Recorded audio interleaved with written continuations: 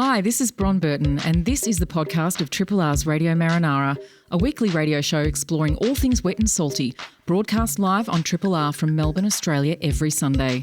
Hope you enjoy the podcast and feel free to get in touch with us via Radio Marinara's Facebook page.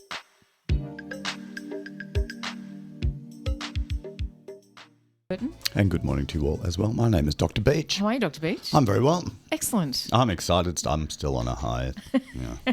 Like Shorty, I'm a Demons fan. I can hear it in your voice. You can hear it in my voice. Yeah, it's like you've gone from 33 to 45 RPM. I'm not wearing my bespoke Demons mask that Bron Burton kindly made me. Very, very Looks beautiful. good. It does look good. Yeah, I've had all sorts of flattering comments. Oh, good. My mask, not the rest of me. But yeah, I'm very well. Excellent. Sunny day out there, looking lovely. It is. And go doggies, by the way. Well done last night. But yeah. What a great grand final it's going to be. I know. Imagine if that were at the MCG. Demons, doggies. My goodness. Grand final parade. The Venice correspondent and I were whimsically thinking about that last night. Maybe next year. Anyway. But yeah, you'll have a lot of fun. We'll have a lot of fun. Hey, Tim Thorpe has a lot of fun. Thank you, Tim, very much for Vital Bits. Thank you, Andrew, for Soulful Bits. Mississippi Fred McDowell this morning. Right, I missed that. Well, see, here's the thing. You can go back. On Radio on Demand. Radio on Demand. Exactly. That's right. It was really good. Hey, thank you, Tim. And yes, you can catch Tim next Saturday and Sunday mornings from 6 till 9. As usual, hardest working man in radio. Yes, he is. Hey, today's show, look, thank you first up, everyone who has subscribed to Triple R. Radiothonic's not over, goes all the way through till Wednesday, the 6th of October at 5 p.m, when officially it closes. But if you want to subscribe, you can keep doing that, rrr.org.au. And you know, our little tradition here of giving you your very own unique marine creature name. And we're going to continue. If you want to continue to subscribe between 9 and 10. It doesn't have to be to Marinara. It could be to any show on the Triple R grid, and we'll give you a fish name. So, yeah, just putting that one out there. But, look, thanks to everyone who did subscribe during the 10 days beforehand. Nerita's panelling for us today, and she's pointing to the screen. Oh, yes. Hi. Sorry. Thanks. Good morning, cabin boy. Oh, good morning. Don't feel forgotten or anything. I was sitting here with my little mute button on thinking, surely it's going to be me next. I'm here too. We'll let you out of the cabin. We'll unlock the door. Come up on deck. Say hi. Are we still doing fish names this week? Yeah, we are. And what our listeners won't know is that the screen that, of course, you are joining us through Skype is also the screen where we see the names of subscribers who come in live as they come in. So Nerita was pointing at the screen. I thought she was telling me that there were some subscribers, but it was actually about you. So welcome, Always Cap. forgotten. No, not at all. Welcome, By Captain no Boy. means. Hey, I'm going to go. What was that? Sorry. I was going to say, I did learn a bit last week with calling people's names, because next time I'm online bullying someone, instead of fish face and trout lips, it makes me sound so uneducated. I've got a whole list of names to call people now. Ah, excellent. Some of them even complimentary. Of course. Yeah. Hey, I'm going to go through the lineup of the show today, and then I'm just going to read a few names from people who subscribed at the end of our program last week. So, yeah, shortly, Cabin Boy, you're going to be telling us all about fiberglass. Oh, you've gone on mute all of a sudden. We are going to be talking about gotcha. fiberglass. Yeah, there's a lot to talk about fiberglass because the majority of let's not get into it too soon, hey? Okay. Yeah. Hey, I can see there's a lot to talk about fiberglass boats. Nerita's turned the screen around. Is that a trombone or something behind you? There'll be trumpets. I'm in my son's bedroom. Oh, right. Are you going to play? I can't play bass, no, but and I don't think I'd get him out either, so no. I've got to get him up early Sunday mornings just so I can take over his room because he's got this flash computer and for gaming apparently. So I call it the radio room. Get out of my radio room now. Brilliant. So we'll talk about fiberglass in a moment. We are also then going to be crossing to a very special guest you've lined up, Dr. Beach. It's all very nautical today. It is very nautical. We're going to think about fouling. Biofouling with John Lewis from Biofouling Management Services. Cabin Boy, a couple of weeks ago, you were talking about biofouling underneath ships' hulls.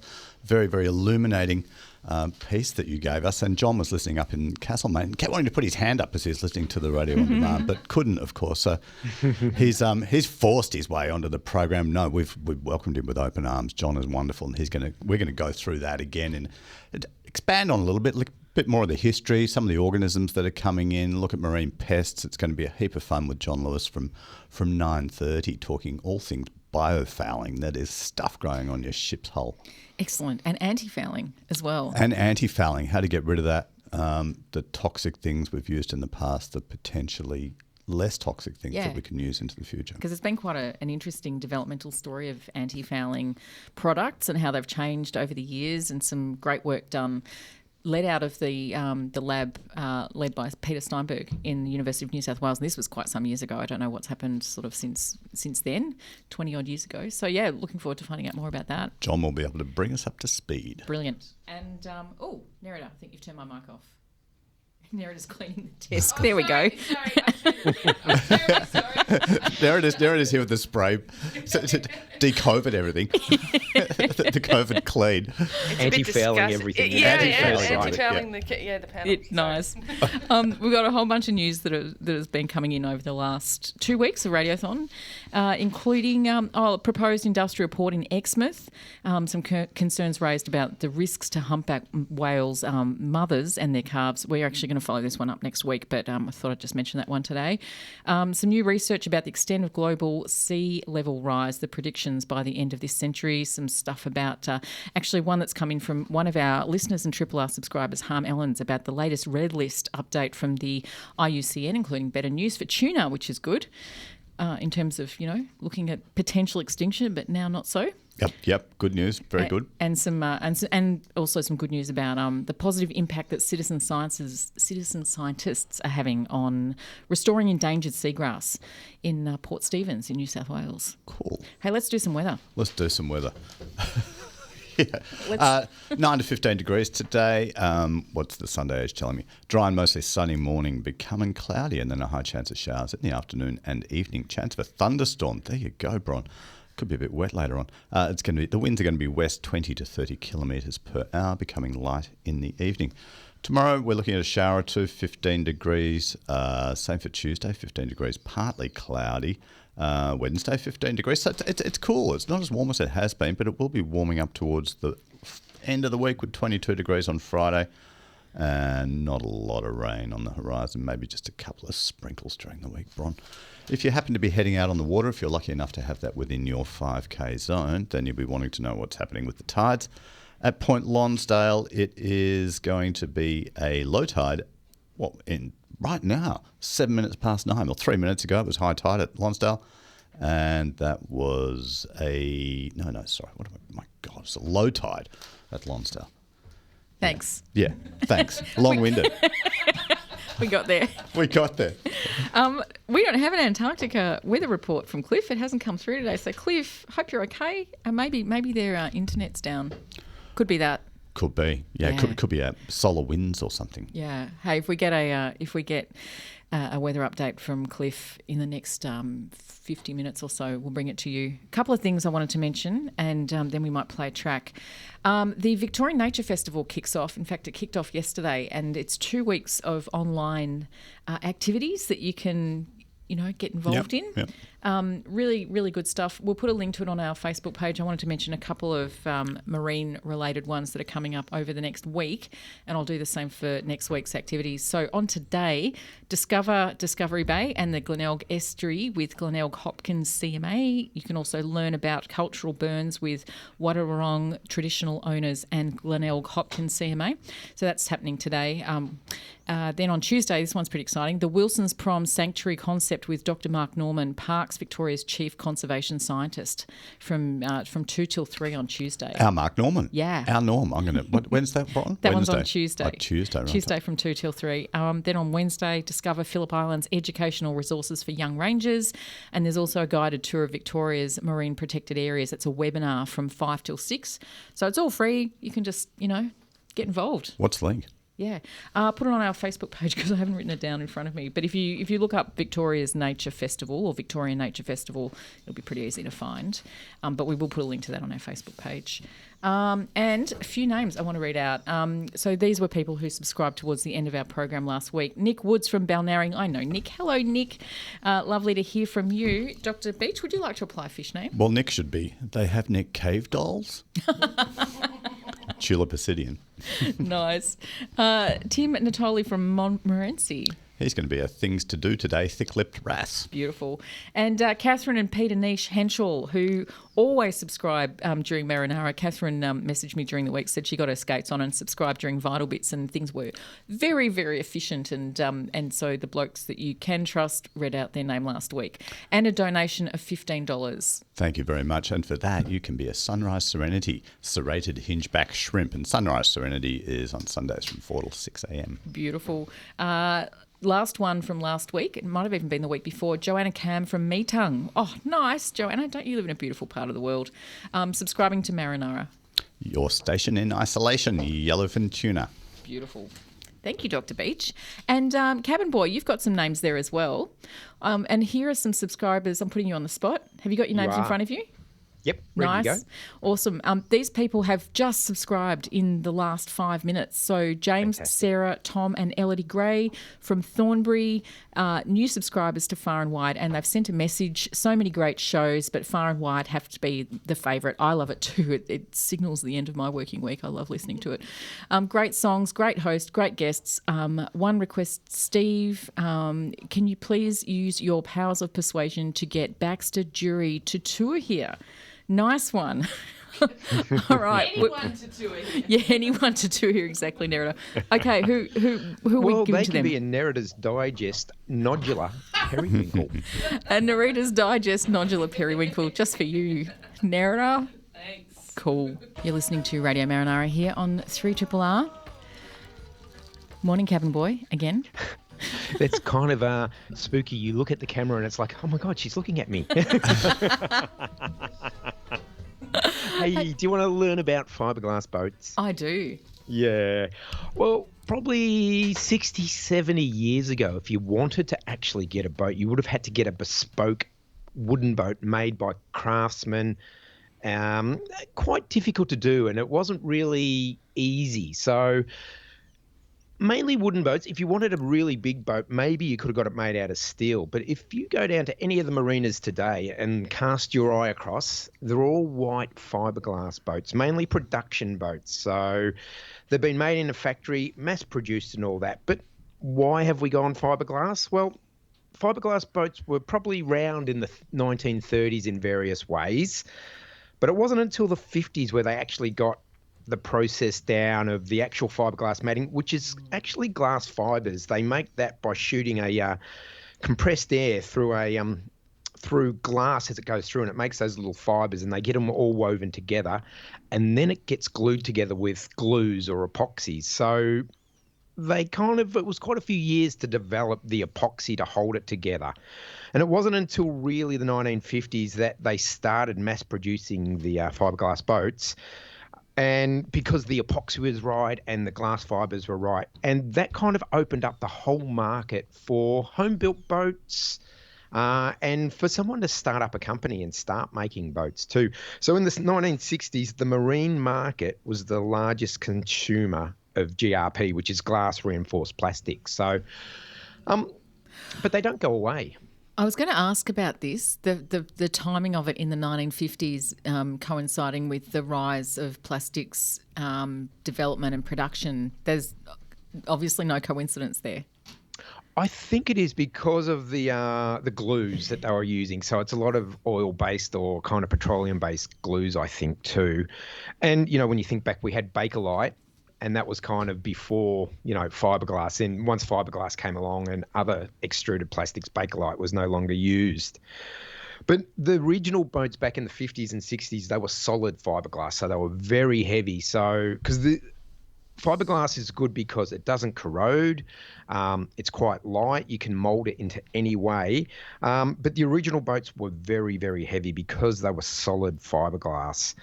They kind of developed where they would put what's called a balsa core in it. So the middle of the fiberglass would be 2 layers of fiberglass with a balsa core or wood core in the middle.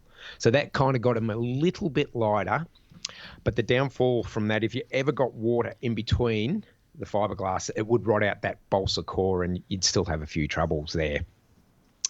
The main trouble with fiberglass now is osmosis, and that's water getting under the layer of the top coat, and then it just makes little bubbles. But they can fix that up, and really it lasts forever, and that's going to be a major problem in the future, because when you look at all those boats, probably only about 30% of them are used regularly. Probably another 30% are absolutely ready for the tip, but what do we do with them? So it doesn't go away, fiberglass. Same with surfboards too, I'm thinking, with fiberglass. Yeah, exactly, with the polystyrene in the middle too. So it's going to be we're going to have a big problem in the future of getting rid of fiberglass. So I don't think anyone's come up with a good way of doing it yet. Makes me think of skateboards as well. Well, do you know what? My first ever thing, I reckon I made a fiberglass skateboard deck in the 1980s. Yeah, and that was it's horrid stuff to work with. It sure really. is. I'm going to go back a bit earlier too, Cabin Boy. 1975, through Tracks magazine, I mail ordered a Bane, B-H-A-N-E, skateboard, which was a fiberglass deck. Yeah. And I was thinking, I should have a bit of a kickback on the back. So you didn't have like raised bits on the backside of skateboards. And so I built one out of fiberglass. And that's where I first learnt how toxic and how smelly fiberglass was. I kind of liked it. I think I got a bit high as a 15-year-old. But it was pretty interesting stuff to work with. It made my skateboard work a lot better. And then all of a sudden I saw people with kickbacks. I should have patented that. Yeah. Oh, my God. Ahead of your time. Ahead of your time. I've still got that hanging in the garage. You'd still have the fiberglass splinters somewhere in your skin too, I reckon. Yeah, probably. They're nasty, aren't they, fiberglass splinters? Oh, yeah. But saying that about skateboards, you notice it's turned full circle. They're all wooden decks now. Yeah. So, yeah, can't get away from the wooden deck. Yep. So if you went to have a look at a marina, Brett, what percentage of boats in the marina are fiberglass? Would it be 100? It would be close to, depending, if you go down to, to Hobart, there's probably 60 fiberglass, 40 timber in certain marinas. In the big yacht clubs that mainly race, they'll all be fiberglass, really, unless they've got that traditional section of the marina and all that. But, nowadays they've moved on from fiberglass, so they've gone back to the bespoke kind of boats with carbon fiber. Just again, that's another form really, but that's the next stage really. So that's lighter, stronger than anything from fiberglass. So fiberglass is for the mass-produced market really. Carbon fibre you mentioned, we have no idea how to recycle, how to reuse that either. That's just that's the thing, and that's very expensive. And with fiberglass, you didn't quite need the skills that you do with other boat building with steel or timber, hence why you've done your little skateboard kickback. So a lot of backyarders did fiberglass too, and it was easy to start up a company. And it's interesting, they make those boats in a mould. So there's a male mould or a female mould. So they get the shape of the hull, and then they layer up the fiberglass in the moulds. Once it's set, then they just break that out, and there's your boat. And then they just put the deck onto the boat and fit it out. There's talk around making better surfboards. We've had Dr. Surf talk about this in the past. I can't remember the details. I should. Using alternatives to fiberglass, things that can be recyclable. Is there any people moving to that with boats? Well, not really, because I think they're after the cheapest and that. There is quite a big movement with the wooden boats, and still wooden boats are being made today. And in fact, we kind of had a bit of a turnaround because I think it was the Guggen brothers, they developed the West system, which was a type of epoxy that they could use with plywood. So it's not the traditional build of boats where you need to be really skillful. You can use your plywood, and then they encase that in what's called the West system epoxy. And that's kind of similar to fiberglass, but with the plywood. So the wood's actually protected from the elements because of the epoxy skin on it. So kind of similar that way. And there's if it breaks, I mean, I guess there's no danger to fiberglass. If it breaks, it's not like asbestos or anything like that. I know we've got those fibres in there which are nasty, but if they're bound together with the epoxy and you've got a broken bit of hull, it's not dangerous to inhale, is it? Or is it? No, I suppose if there's that fine dust, I think it would be, because that's glass. So if you're inhaling that really, especially if you're sanding it, I think that would be a little bit toxic there. But it is easy to repair if you get a hole in your fiberglass hull. You can repair it fairly easily. So that's the other thing. And it's not like a wooden boat where you can take a couple of planks off and fit. You'll have to cut it out and, probably get an expert to fix that up, I recommend. Yeah. Brett, you were talking before about the permanence of fiberglass and how, there's obviously a problem that's going to emerge as boats are retired. And what happens to boats that are retired at the moment? Do they just all end up in landfill? Yeah, I think they do. They get stripped of all their metals and all the stuff they can recycle, and then the hulls just get crushed and put into landfill. So, and when you look around, there's quite a few hulls that really need to be crushed out there because they're just sitting there doing nothing. And what are the recycling options? Is there anything at the moment? Like, recycling plastics has evolved a fair bit in the last at least the last 10 years or so. Is there any potential for this, do you think? I think so. I think they can crush it and mulch it down and get another fiberglass product out of it. But I think it's the cost at the moment versus the value. So it's easier just to crush it and put it in landfill. Cool. Great. Yeah, so it's Awesome. Let's dig a hole. Did you detect the sarcasm in my voice? Yes, we did, Bron. that's a high note to leave on, isn't it? The board's lighting up with abuse for Bron Burton. No, there was very intended sarcasm. Sense of irony. Yes, indeed. Anything else, Captain Boy, or are we done with our fiberglass fun facts? I reckon we're done with fiberglass. As I said, I'm a wooden boat person, so you kind of look down on those fiberglass people. Well, another off thing from fiberglass was from your high should horse. I not go on? No, go on. An interesting boat is the ferro cement boat. It's made out of cement. Yeah, steel frame, and it's made out of cement. So there are cement boats out there floating around. How does that work? Do they just embed lots of bubbles in the cement? I think to make it a bit lighter, they don't put the scoria in there, the crushed rock. I think they put polystyrene balls in to kind of bind it together. Okay. So they last forever, but again, they're not.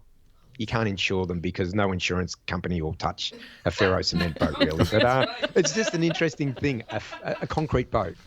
What do they use them for? As pleasure craft? Yeah, quite a few yachts. There were quite a few old boats, back in the 30s or the 40s, made in England too, of the barges made out of ferro cement. Wow. So basically, it's just the Rio wire. They make the hull and then they spray it and then just smooth it over. And you would never know that it's made out of concrete. I saw one being made. It was just near Ripponlea Station. I used to get the train, the Sandringham line train, and there'd be one being built. We watched it for years going to school. In the backyard of someone's house. In someone's backyard in Ripponlea. Yeah. And we were thinking, this thing's concrete. How's it going to work? And then we asked the school teachers, Archimedes. Archimedes beach. Doesn't matter how much it weighs. Until it hits the bottom of the sea and you're lost forever then. Hey, thanks, Captain Boy. Fantastic. Thanks for that. Looking forward to the anti-fouling. Yes. Yeah, John Lewis is coming up after this tune. No, not tune. But before we do that, I actually have a subscriber who's come in. And Cabin Boy, I'm hoping you might do the honours of applying a special Radio Marinara Sea Creature name Yes, please. from your list. And you'll understand why I'm asking you in a minute, because I've been having a look at the lists that we have. So this is Zlatko Sajnovic. I hope I've pronounced your name correctly. Zlatko from Williamstown, renewing to Einstein a Go-Go with a $15 donation. Thank you so much, saying love the show. I don't know whether Zlatko means us or Einstein. Let's take it as us. Yeah. It's probably Einstein, but, we don't mind stealing stuff from Dr. Shane and his crew. Do you have a name in your list, Cabin Boy, that is from Einstein a Go-Go? Einstein a Go-Go, I do somewhere. He can be Dr. Linden, a little shore crab from Einstein a Go-Go. Beautiful. Thanks, Cabin Boy. Estamos escuchando Radio Marinara en 3RRR. That was Rob Snarski, and playing a very beautiful track that a subscriber requested last week. Yeah, it was Temperatures Rising from Wounded Bird from album in 2014. A few weeks ago, Cabin Boy was on the, and we got Cabin Boy with us today talking about biofouling, organisms that grow on the bottom of hulls of ships and all sorts of things, pylons. And then we had just a lovely email came in from a listener. So he was listening in Castlemaine, wanted to put his hand up and answer all these questions that we had. And this is John Lewis from Biofouling Management Services. And John, we've decided to get you on the line so you can clear up any questions that we had. How are you going? I'm very well, Dr. Beach. Yes, it's a lovely day up here in Castlemaine, blue sky. It's just unfortunate I'm so far from the sea. It is unfortunate. It'd be wonderful to have you here in the studio with us. John, you have this wonderful email address, which is jlewis@biofoulingmanagementservices.com.au. Not as it only one of the longest email addresses I've seen. It illuminates us as to what you're doing now, Biofouling Management Services. First of all, before we get into that and what you do, let's go back a little bit and remind the listeners about what biofouling is. And we've got Cabin Boy with us as well out there in Skyplan, so we can all have this nice conversation about that. But John, I'm going to let you kick it off with just reminding the listeners, what biofouling is. Okay. Well, unlike the land, when you're in the sea, it's full of things that want to find somewhere to live. So if you put anything in the water, things will try and grow on it. So be it a living organism or a boat or a pier piling, you put it in the water, you've immediately got things looking for a home. Now, a lot of those things are good. Essentially, a coral reef or a natural reef is biofouled by kelps, etc. But when we don't want this growth somewhere, it gets the name fouling because it has an adverse effect. Traditionally, classic organisms are the barnacles, of course, which Cabin Boy would know all about. I don't think he's been keel hauled. So that's it. Man's trying to stop, or mariners are trying to stop things growing on their boats. And that reminds us, you mentioned the barnacles on ships' hulls. So biofouling drags down a ship's passage through the water. It causes increased fuel and all of that. And keel hauling, where they drag people under the hull, they scraped off their back and their skin on the barnacles, didn't they? Which was underneath. We don't. Absolutely. Absolutely horrific. Nice story for the morning. Good morning, kids. Good morning, kids. Yeah. So don't go keel haul. And as Dr. Beach was talking about, the problem with barnacles growing on the hulls of boats, in terms of affecting their drag and how they travel through the water, but I guess in the worst case scenario, potentially causing leakages. Yeah, they're fairly resistant. The biggest issue today is actually the effect on slowing the ships. So if you increase the hull friction, you have to burn more fuel. And, of course, I think you were talking a few weeks ago about the dirty fuel that ships use. But it creates bigger CO2 emissions. And if you rank shipping, because we have so many ships, if you rank shipping against countries, at one stage they were the fourth biggest emitter of CO2. So there's a lot of work going on at the moment to try and improve the performance of ships to reduce their emissions. John, we were talking the other week about copper sheathing on boats, and we had a conversation during the week prepping for the show, as we do a deep amount of research before we actually go on air. And you were telling me an interesting story, but let's go back through that. So moving from copper, hulls, and then through to iron. A very interesting story there. Okay, well, people trying to stop growth goes back to the Greeks. They used to apply tar and pitch, but one of the biggest breakthroughs was in the mid-18th century when they decided that, putting copper sheet on their wooden ships would actually stop the growth. And it's actually, the story goes that in the Battle of Trafalgar, the Royal Navy actually won because of their copper sheathing and the fact that the Spanish Armada, they were heavily fouled and lost the manoeuvrability, so the Royal Navy got on top of them. But copper sheathing was used through until the introduction of iron ships, and so we're talking about the mid-19th century now. But what happens when you put copper on iron, and Cabin Boy mentioned corrosion before, well, copper causes the iron to corrode, and it was actually almost the end of iron ships because they couldn't use copper. They didn't have anything else. And that's when the first copper-based anti-fouling paints were developed in the late 19th century. So now we get into the anti-fouling paints. That's the next step, and the toxicity of them. So let's walk through that for a bit. Yeah, okay.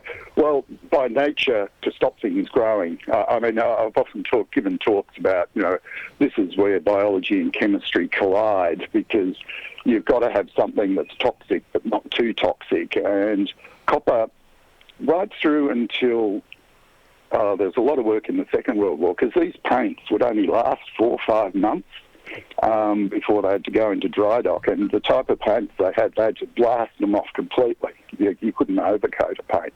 And you went right through to the 60s when the paints would still be lucky to last 12 months.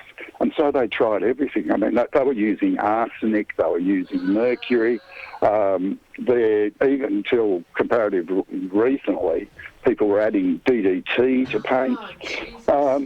And what happened, one of the reasons was that to be effective, the paint has to continuously release the biocide. I mean, cabin boy would know if you get one breach in the paint, a barnacle will settle on it.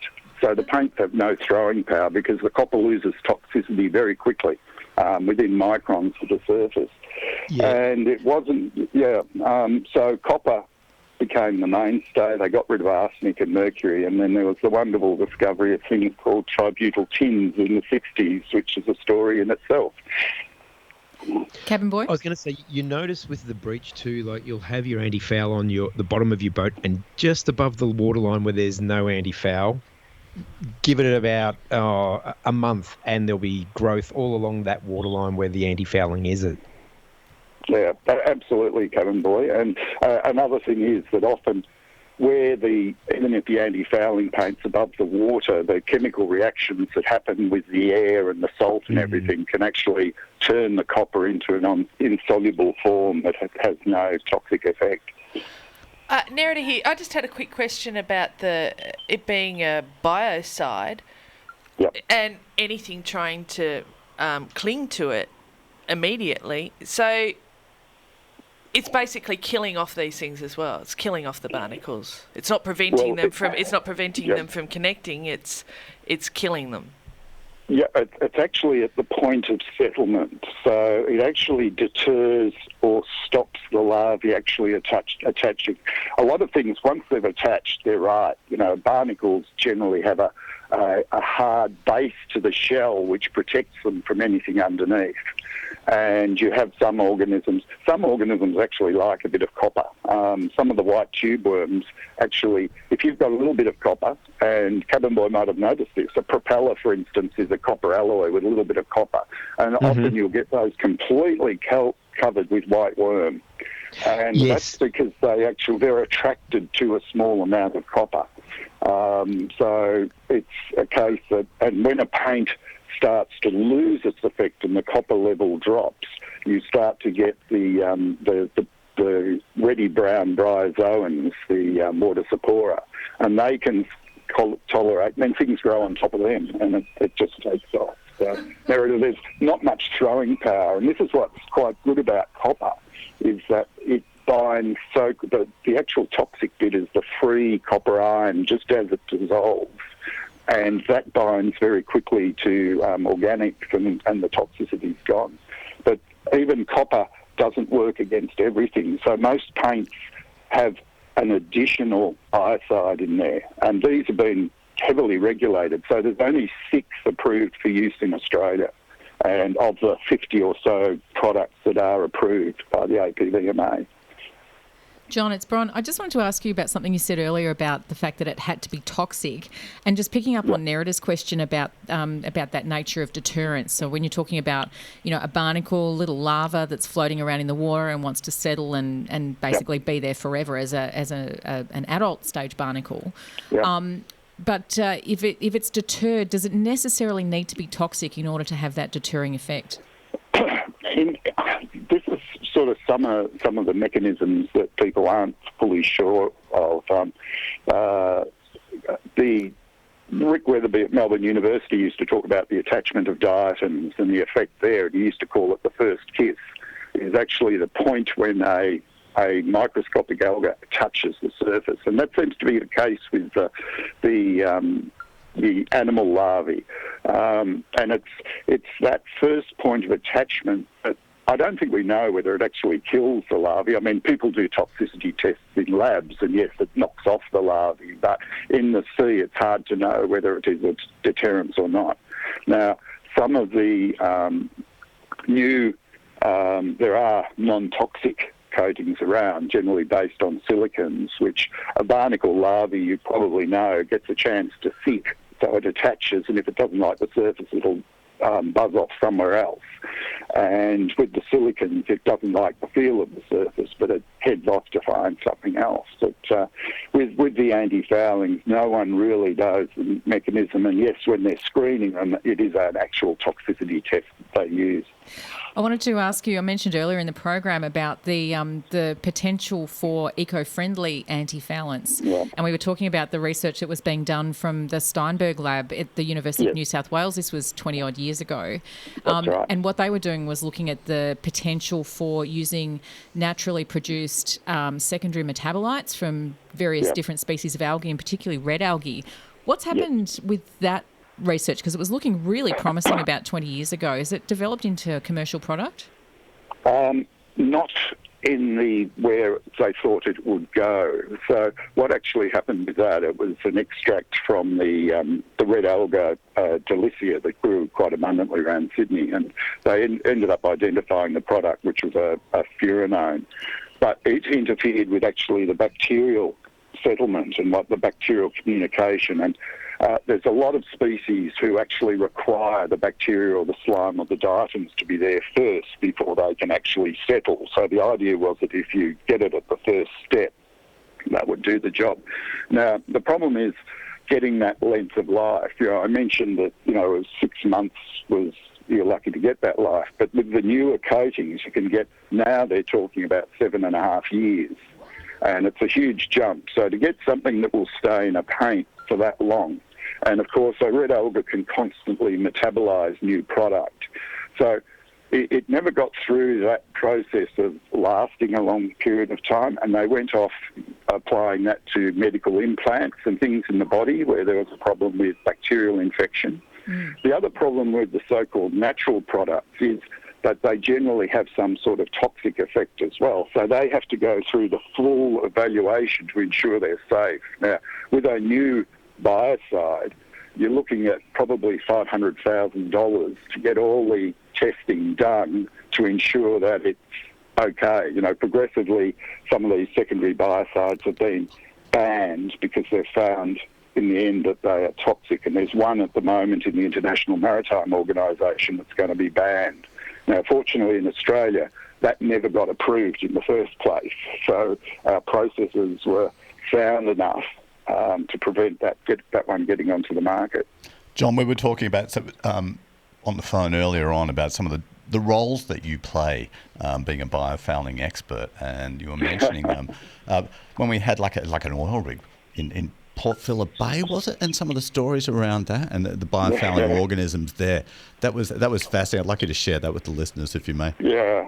Well, a lot of work I do, there's a lot of concern about invasive marine species in Australia. And although ballast water was considered initially the major issue, then the attention went to biofouling because there was a big study in Port Phillip Bay and found that, we had 160 known introduced species, and the majority had been introduced as biofouling. So what actually happened in this case, I do assessments of vessels to just ensure that they haven't got anything nasty. Now, there was an oil rig that came into Port Phillip Bay at the start of last year, and many of the listeners have probably saw it sitting off Point Cook because it sat there for around about 10 months. Now, this one didn't have any anti-fouling on because it wasn't designed to sit around in inshore water. It just had an anti-corrosive coating. Now, there was a dispute with the companies and it sat for 10 months, and then they decided, okay, they sorted out things, we're going to lift it up and take it out to the Otway Basin. Well, in the time that it sat there, it had come in on a heavy lift vessel, came in dry, they sat it there. We went out and looked, and when you're looking at a lot of these things, Ron would know that the work that the Keogh Lab and Emma Johnson did when she was in Melbourne putting panels out, to test, the oil rig was the biggest settlement panel I've ever seen for introduced species. Because they just, first stage, these are opportunistic. So it ended up covered with, vase tunicates and the introduced some of the other Ascidians. It had the European sandworm on it. It had Japanese kelp on it. But it had probably 10 million North Pacific sea stars just all over it. Wow. From 3 or 4 millimetres across to full mature ones. And the only native things were the secondary ones. So you're starting to get seahorses, you're starting to get spider crabs, a seal colony had established there. It would have been, I actually thought, leave it there and we've got a great natural reef because all the native things are now starting to colonise and we're starting to get native Ascidians. So the concern was, for me, towing this thing out to the Otway Basin and leaving behind a meteoric shower of Pacific sea stars that towed down past Ocean Grove. We had divers out there for 3 weeks. Every day, 2 teams in the water cleaning it off. I know Cam Boy's got a story, a question for you too. I was going to say, John, as an end user, it does come down to cost. And as you pointed out, a new kind of anti-foul costs thousands and thousands of dollars too. Yeah. And there is a silicon one that you put on your propeller because anti-foul won't stay on it because it's constantly moving.